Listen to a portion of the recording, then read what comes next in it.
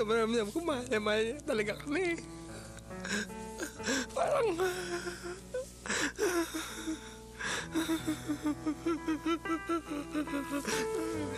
Nagulat din ako sa sarili ko kasi hindi naman po ako ganito ka-emotional Yung alam mo yun, yung kasi ramdam na ramdam ko din sa kanya na kasi talaga nire-respeto ko siya na hanga ako na hinga yung pamilya niya na talagang maayos siya, maayos na pamumuhay. Talagang tinatry niya yung best sa lahat para makatulong lang sa pamilya niya. Madaming tao, napaka-selfish. Meron pa lang mga tao na talagang mapagmahal talaga sa mga kapwa. Talagang inuuna mo na lang yung iba kaysa sa sarili nila. Dinner is ready! Ang galing! Galing mo talaga, no? Wow! Ang galing! Perform ka So, ngayon ako ang chef nyo. Kahit hindi ako ang nagluto. Sinabi ni Kuya sa ibang housemates na huwag munang pa-obvious na alam nilang mag-voluntary exit si Aldred. Kaya't nagpretend muna silang everything is okay. Yeah, but my flowers! Uy! Bye! What makes you? Miss you. Uy! Yung flowers na yan, sana. Rod. Okay. Kahit magkahiwa-hiwalay na tayo, tago nyo. Para naman itong kakalis. Ano ba? Wala mo pa. Para mapasaya si Aldred, binigyan siya ni Kuya ng totoong toke. Dali-dali naman niya itong sinuot at nag-explain sa mga housemates kung bakit siya may ganito. Pang chef to. Hindi pang ganun. So, sa tingin ko, dito ko lang kayo mapapasaya. Pasensya na ako, ito lang yung kaya ko. Ano yan? Huh? Bakit? Ginawa mo Bakit? lang? Ano ibig sabihin? Ginawa mo? Bagay sa'yo, tol. Kasi ikaw chef dito eh. Ayaw pa rin magpa-obvious ng ibang housemates na alam nila ang sad news. Gino-joke time pa nga nila si Aldred eh. Lord, maraming salamat po dahil nagkatipon-tipon kami at nagkasama-sama kami dito sa bahay na to. Alam ko pong di namin lahat makakalimutan to. Maraming salamat po. Ito po ang aking samot dalangin sa tanging pangalan ni Jesus. Amen. Pero pagdating ng dinner, mukhang nahihirapan na si Gerald na itago ang sadness na nafe-feel. Masarap talaga pag tira-tira. Sorry.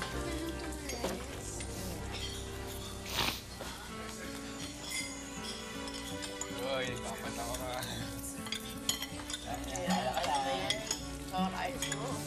Sakit eh. Pare, Bakit nap, di ba? ganun ginagawa mo sa akin kanina. Binabato-batos mo ako ng balls, tapos yan. That's what happens to you. After a while, si Mickey naman ang lumabas. Ayaw niyang ipakita ang kanyang true feelings sa pag-alis ni Aldred. Si Ollie naman, na unang maghugas ng pinggan para doon makaiyak. Later on, may in-announce sa good news si Kuya. Tapos na Nice, ang traffic sign stop. Looks like happy na ulit ang teen housemates. Or not. Dahil kahit ang kanilang commander na si Fred, napuno na rin pala ang emosyon sa di inaasahang pangyayari.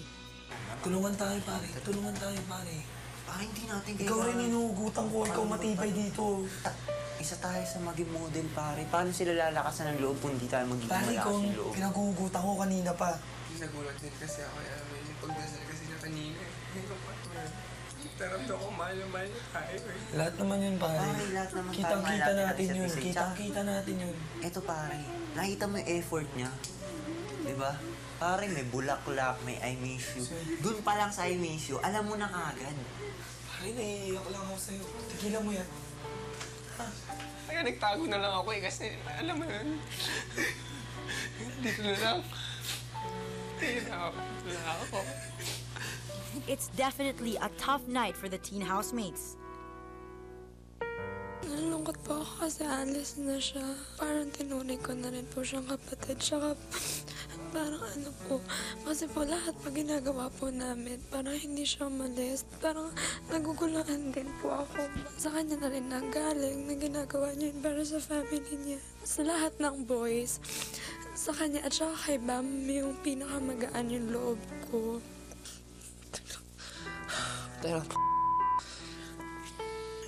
Kasi he's a good listener. He barely even talks. He's so sweet. He's so sweet. He's like my little brother po.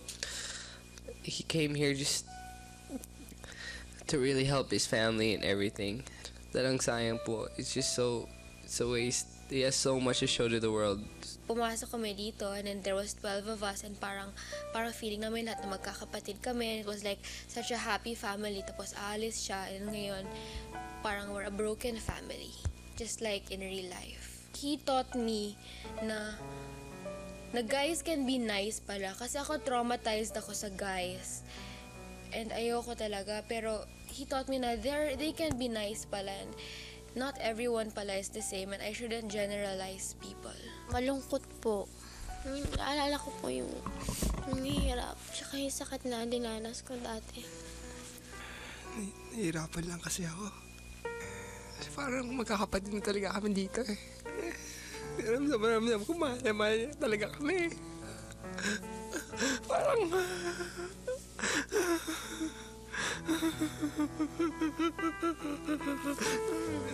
Nagulat din ako sa sarili ko eh. Kasi hindi naman po ako ganito ka-emotional eh. Yung alam mo yun, yung kasi ramdam na ramdam ko din sa kanya na kasi talaga nire-respeto ko siya eh. Na hanga ako na hinga yung pamilya niya na talagang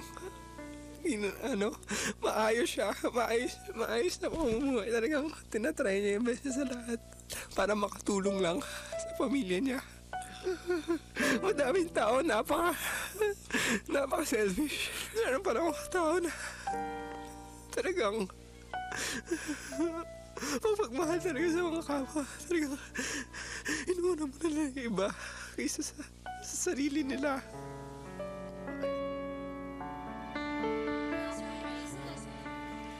Aldred, maraming salamat sa pananatili mo sa aking bahay. Opo. Ngayon na ang oras na makakasama mo ang iyong pamilya. Maaari ka nang mamaalam sa iyong mga kasama.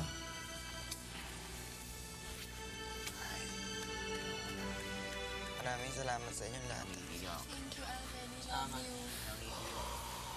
Salamat, bunso. Basta paglabas. Housemates, ihatid niyo na si Aldred sa front door.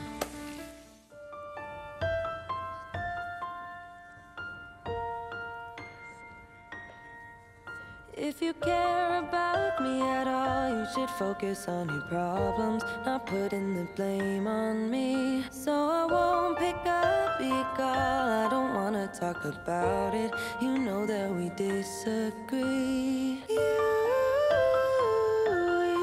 always have to have the last word, don't you? Or you do things that you regret.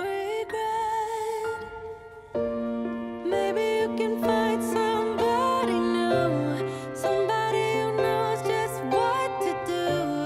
When you get all fired up and you hit where you know it will hurt the most. Somebody who see what you see, but it won't be me. If you care about me at all, you should respect my boundaries. Don't come knocking on my door, 'cause it's scary, you must know. After everything we've been through, this can't go on no more.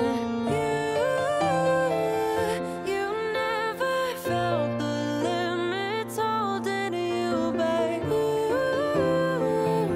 And I'm just wishing you would stop. I don't wanna find somebody new, 'cause nobody will know just what to do. 'Cause when you get all fired up and you hit where you know it will hurt the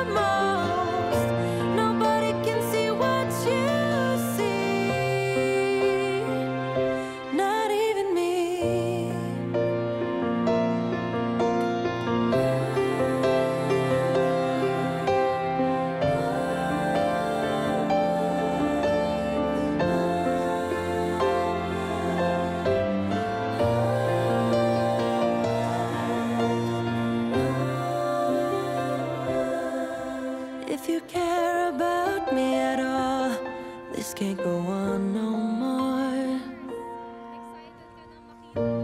I don't wanna find somebody new, 'cause nobody will know just what to do when you get all fired up. Proud na proud kami sa'yo at saka mas maraming nagmamahal sa'yo ngayon. Kaya dapat maging masaya. Thank you very much, Mommy Aldred. Madaming naghihintay sa'yo sa labas. Napakadami mong taga-suporta. Totoong sinabi sa'yo ng mommy mo, madaming nagmamahal sa'yo. Aldred?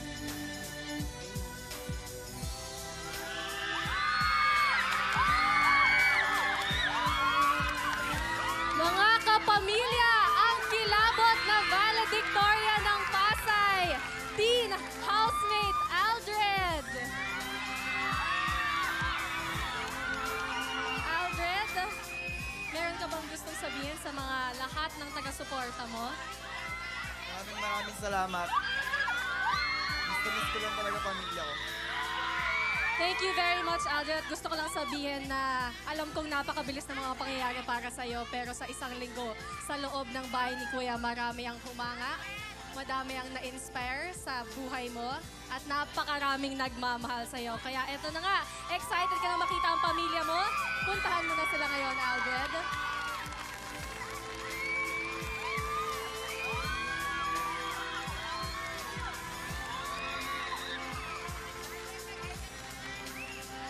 Sa aming pagbabalik, mapapanood nyo na ang reunion ni Aldred with the rest of his family. Ito po ang Pinoy Big Brother Teen Edition.